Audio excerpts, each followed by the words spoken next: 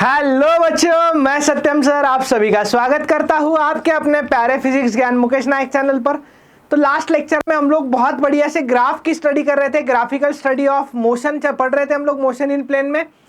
इस लेक्चर में भी हम लोग उस चीज को कंटिन्यू करेंगे, बट अभी तक हमने एक्सेलरेशन के बारे में नहीं पढ़ा है। करेक्ट है?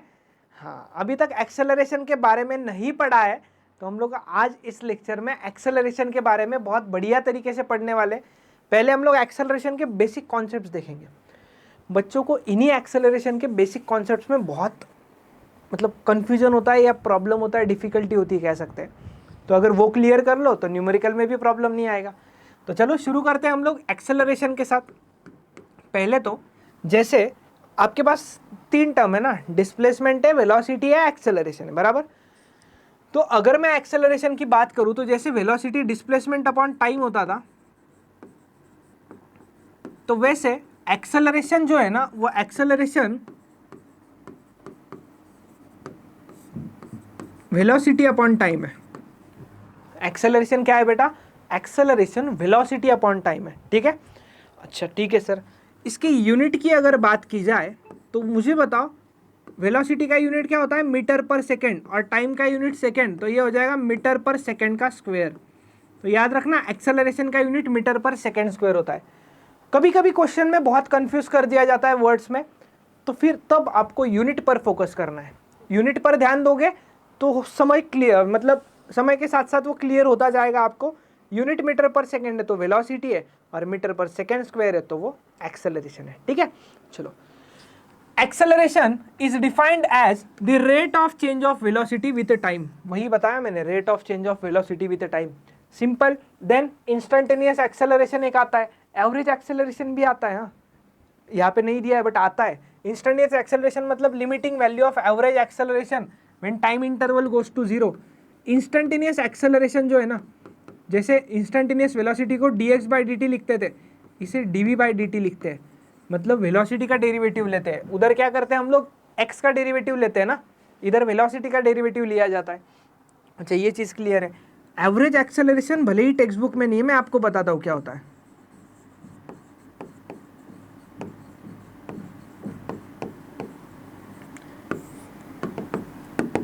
एवरेज एक्सेलरेशन, एवरेज एक्सेलरेशन क्या होता है? जैसे एवरेज वेलोसिटी क्या होता था? Total displacement upon total time. वैसे इधर टोटल नहीं होता है, बस एवरेज एक्सेलरेशन होता है चेंज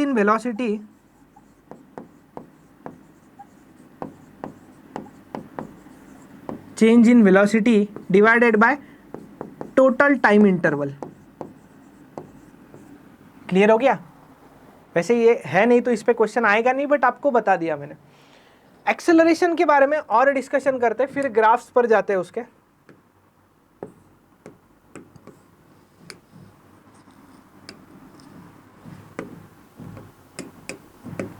क्या डिस्कशन करना है सर एक्सेलरेशन के बारे में? एक्सेलरेशन के यूनिट पे डिस्कशन करना है, मीटर पर सेकेंड स्क्वायर पर। क्यों सर? मीटर पर सेकेंड स्क्वायर मतलब ये मीटर पर सेकेंड है। एक्सेलरेशन मतलब आप ऐसा कह सकते हो कि वेलोसिटी हर एक सेकेंड में कितना चेंज हो रही है।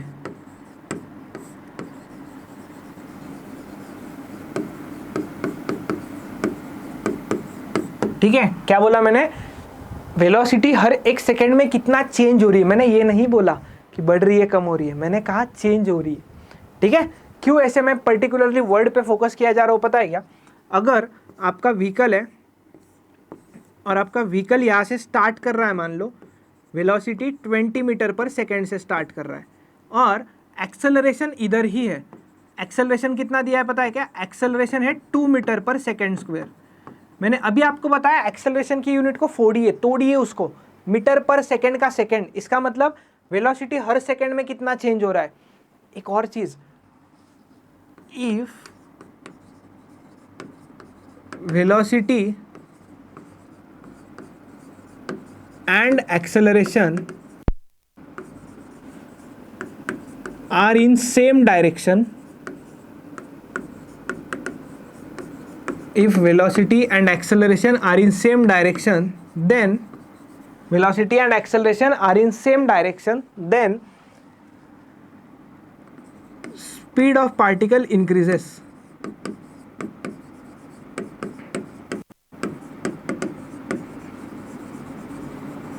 Speed of particle increases, and if opposite, then speed decreases.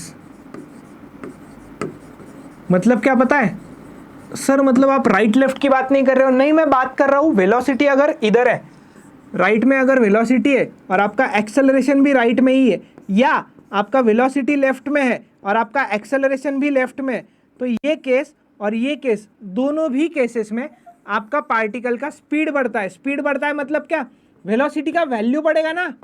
Speed मतलब क्या होता है? स्पीड मतलब होता है मैग्नीट्यूड ऑफ वेलोसिटी, इंस्टेंटेनियस की अगर बात की जाए तो। और अगर आपका वेलोसिटी इधर है और एक्सेलरेशन इधर है, ये एक केस हो गया, या आपका वेलोसिटी इधर है और आपका एक्सेलरेशन इधर है, तो इन दोनों भी केसेस में आपके पार्टिकल का स्पीड डिक्रीज होगा। स्पीड क्या होने वाला है? डिक्रीज होने वाला है। कैसे?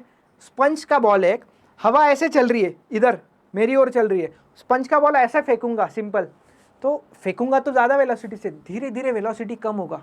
क्यों कम होगा? हवा इधर चल रही थी, मतलब वो इधर एक्सेलरेट करना चाह रहा था उस बॉल को। समझ में आया?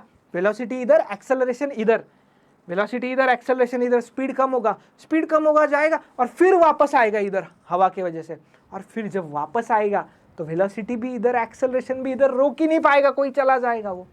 दूसरा केस, अभी इधर से फेंकूं, अभी हवा ऐसे चल रहा था ना, बॉल को अगर ऐसे फेंक दूं तो मैं फेंकूंगा तो स्लो वेलोसिटी से, बट वेलोसिटी बढ़ने लगेगा धीरे धीरे हवा के वजह से। वैसे ही वेलोसिटी इधर है राइट में, एक्सेलरेशन भी राइट में ही है, तो होगा क्या? t=0 पर अगर मान लो उसका वेलोसिटी 20 है, तो अगर मैं t=1 पे बात करूँ ना, 1 सेकेंड पे, तो इसका स्पीड 20 था, हर सेकेंड में 2 से बढ़ेगा यार, हर सेकेंड में 2 से बढ़ेगा, तो यहाँ पर वेलोसिटी हो जाएगा 22, देन t=2 पे आ जाओगे तो वेलोसिटी हो जाएगा 24। उम्मीद है आपको ये चीज़ समझ में आ गया होगा। और अगर उल्टा होता तो, इधर जा रहा है, इधर एक्सेलरेशन होता तो 20, 18, 16, 14, 12, 10 लाइक दैट। समझ में आ गया एक्सेलरेशन का कहानी? और ये साइन कन्वेंशन भी लिख लेना पूरा नोट्स में। और हाँ, नोट्स के बारे में बहुत बच्चे पूछ रहे हैं कमेंट्स में, एक चीज़ क्लियर कर देता हूँ नोट्स के बारे में। नोट्स जो है ना बेटा, आपको PGMN ऐप पर स्टडी मटेरियल में मिलते हैं, फ्री नोट्स मिलते हैं, ठीक है? कोई पैसा पे करना नहीं है, फ्री स्टडी मटेरियल है। स्टडी मटेरियल में जाइए, फ्री मटेरियल में आपको सक्सेस बैच करके एक फोल्डर मिलेगा और कंबाइंड PDFs प्रोवाइड हो रहे हैं। कंबाइंड PDFs मतलब क्या? पूरा चैप्टर होने के बाद एक ही PDF मिलेगा, रिवीजन में ईजी होगा, कहीं भी कैरी करते हो तो पढ़ते रह सकते हो, ठीक है? क्लियर? तो वो नोट्स का पॉइंट क्लियर करना था, ये हो गया। देन अभी हम लोग VT ग्राफ की अगर चर्चा करें तो VT ग्राफ में क्या होता है? पीछे ही देखा यार, लास्ट में से रिपीट कर रहा हूँ। VT ग्राफ का स्लोप लोगे मतलब क्या मिलेगा आपको? dv/dt, और वो एक्सेलरेशन होता है, मतलब VT ग्राफ का स्लोप आपको एक्सेलरेशन देगा। और एरिया क्या देता है? एरिया मतलब वेलोसिटी इंटू टाइम करोगे ना, वेलोसिटी इंटू टाइम मतलब क्या? x मिलेगा आपको, चेंज इन पोजिशन। क्या मिलेगा बेटा? चेंज इन पोजिशन मिलेगा। इस पे वैसे बहुत ज़्यादा डिस्कस नहीं किया हुआ है आपके टेक्स्ट बुक में। एक्सेलरेशन, स्लोप पे बहुत ज़्यादा भर जास्त दिला है स्लोपवरती। चलो ग्राफिकल स्टडी पे आते हैं अभी हम लोग। ग्राफिकल स्टडी सिंपल है वैसे ही, स्लोप देखो पॉजिटिव है नेगेटिव है, स्लोप पॉजिटिव नेगेटिव, तो एक्सेलरेशन का भी पता चल जाएगा। देखो अभी object moving with constant velocity कैसे पता चला? ग्राफ किसका बनाया? टाइम का और वेलोसिटी का।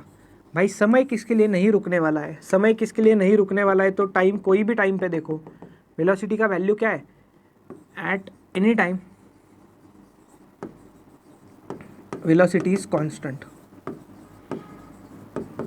इसका मतलब क्या है? स्लोप कितना है इस ग्राफ का? इस ग्राफ का स्लोप देखा जाएगा तो इस ग्राफ का स्लोप मतलब dv/dt, और भाई इस ग्राफ का स्लोप आपको एक्सेलरेशन देगा, और एक्सेलरेशन देते हुए एक्सेलरेशन 0 है। एक्सेलरेशन 0 मतलब ना वो एक्सेलरेट कर रहा है ना वो डी एक्सेलरेट कर रहा है। अभी एक टर्म आता है कि निगेटिव एक्सेलरेशन को ही भाई रिटार्डेशन कहा जाता है। गलत, टेक्स्ट बुक में भी होगा, NCERT में पढ़ना मिल जाएगा। निगेटिव एक्सेलरेशन को रिटार्डेशन नहीं कहा जाता, जो स्पीड कम कर रहा होता है उस एक्सेलरेशन को हम लोग रिटार्डेशन कहेंगे। हमेशा निगेटिव एक्सेलरेशन को रिटार्डेशन कहना, ये गलती की जाती है। क्लियरली बोल रहा हूँ, एकदम फ्रैंकली और क्लियरली, निगेटिव एक्सेलरेशन मतलब रिटार्डेशन होता है, बट सिर्फ उतना ही नहीं, जब भी ये भाई ये एक्सेलरेशन पॉजिटिव होगा ना राइट में तो, लेकिन ये भी तो स्पीड कम कर रहा है, तो इसे भी रिटार्डेशन कहा जाता है। क्लियर है क्या? चलो, इस ग्राफ का स्लोप 0 है तो एक्सेलरेशन भी 0 होगा और dv/dt कांस्टेंट होगा, तो ये आपका ग्राफ कहलाता है object moving with constant velocity का ग्राफ। चलो ये क्लियर हो गया। देन आगे बढ़ते हैं, object moving with velocity v along positive x axis with uniform acceleration. कैसे समझा यूनिफॉर्म है? ग्राफ ड्रॉ करो, पहले समझ में आ जाएगा। ग्राफ किसका? vt का ग्राफ, vt मतलब वेलोसिटी टाइम का ग्राफ। चलो, जब भी ग्राफ आएगा, अभी टाइम नहीं लग रहा है हमें, स्लोप देखिए, स्लोप पॉजिटिव है निगेटिव है, कांस्टेंट है। अच्छा, यहाँ पे थीटा था, ये भी थीटा रहेगा, ये भी थीटा रहेगा। मुझे बताओ भाई, स्लोप कांस्टेंट है, चेंज नहीं हो रहा है, कांस्टेंट के साथ साथ पॉजिटिव भी है, और vt ग्राफ का स्लोप मतलब dv/dt, इसका सिंपल सा मतलब एक्सेलरेशन। मुझे बताओ, स्लोप कांस्टेंट है ना, स्लोप कांस्टेंट होने के साथ साथ एक्सेलरेशन भी क्या है? कांस्टेंट है।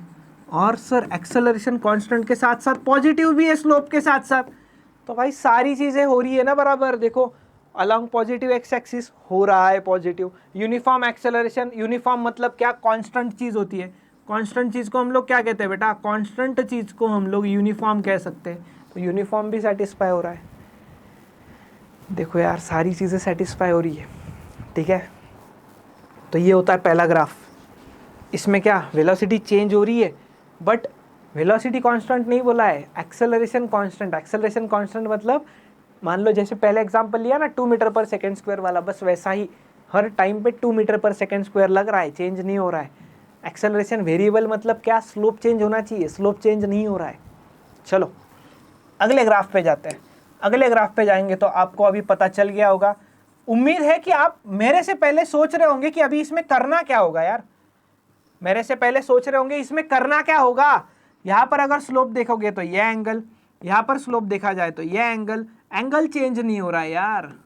इस ग्राफ में स्लोप मतलब क्या है? सबसे पहले तो निगेटिव है। सर क्यों निगेटिव? उतरता हुआ ग्राफ, ट्रिक याद है? उतरता हुआ ग्राफ मतलब स्लोप निगेटिव, और इस ग्राफ का स्लोप मतलब dv/dt, dv/dt मतलब एक्सेलरेशन, और एक्सेलरेशन निगेटिव है क्योंकि स्लोप निगेटिव है, और एक्सेलरेशन निगेटिव होने के साथ साथ कांस्टेंट है। तो याद रखना, एक्सेलरेशन भले ही निगेटिव है, बस उसका डायरेक्शन लेफ्ट में होगा, बाकी उसका वैल्यू कांस्टेंट होगा, और वैल्यू कांस्टेंट होगा तो उसे हम लोग यूनिफॉर्म कहते हैं, बट वो अलोंग निगेटिव एक्स एक्सिस है।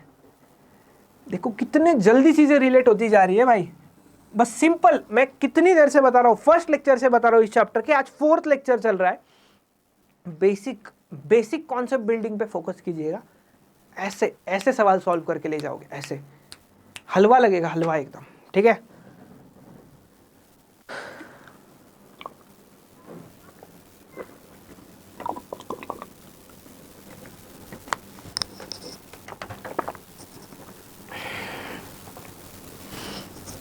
चलो नेक्स्ट, फिर ये ग्राफ कर्व आ गया सर, टेंशन नहीं लेना है यार, मैं हूं ना। Object moving with non uniform acceleration,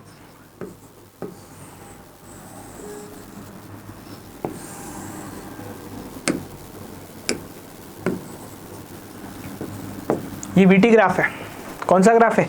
VT graph है, ठीक है। ग्राफ जब भी आएगा तो सर स्लोप देखेंगे ना? हाँ देखेंगे।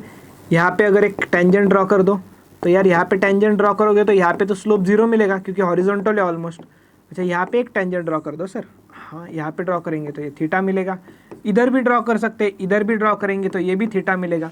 देखो 0 फिर थीटा फिर और बढ़ गया, मतलब यार स्लोप पहले तो चढ़ता हुआ ग्राफ है, मतलब स्लोप पॉजिटिव तो है, बट मुझे बताओ स्लोप पॉजिटिव के साथ साथ थीटा बढ़ रहा है ना? थीटा बढ़ रहा है बेटा, थीटा बढ़ रहा है, स्लोप बढ़ रहा है, तो मुझे बताओ थीटा है, पॉजिटिव है स्लोप, बट इंक्रीजिंग है ना। इसका मतलब एक्सेलरेशन पॉजिटिव तो है बट इंक्रीजिंग है, क्योंकि सारी चीजें स्लोप पे ही तो डिपेंड हो रही है यार। एक्सेलरेशन पॉजिटिव है बट इंक्रीजिंग है। इंक्रीजिंग मतलब क्या पता है क्या? Changing with time.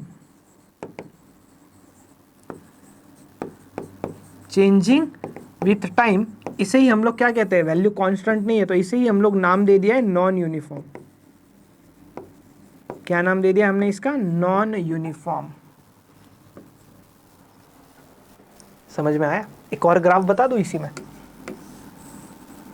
ऐसा भी ग्राफ बन सकता है, इसमें आपका एक्सेलरेशन निगेटिव आएगा और ये भी नॉन यूनिफॉर्म रहेगा, कर्व आया इसलिए। निगेटिव क्यों आया, उतरता हुआ ग्राफ है। समझ में आ गई चीजें? अरे भाई साहब समझ में आया कि नहीं आया? आ रहा है ना समझ में? देखो टेक्स्ट बुक में अभी अभी ग्राफ्स पढ़ना।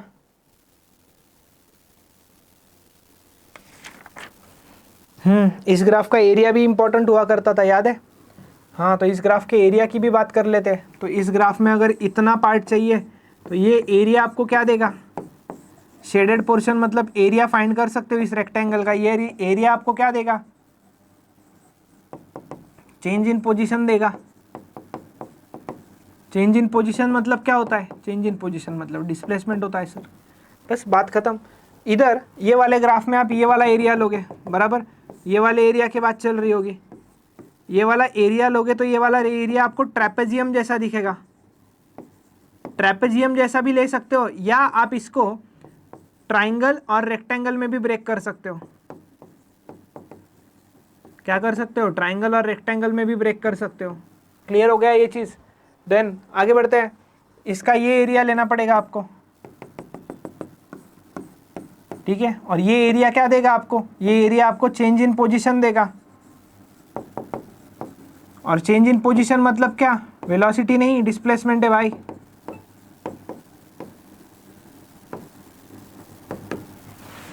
तो ये हुई आपकी एक्सेलरेशन के बारे में चर्चा।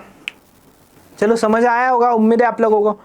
अगले लेक्चर में कुछ इक्वेशंस वगैरह डिराइव करने हैं, दिख रहे होंगे आपको इक्वेशंस।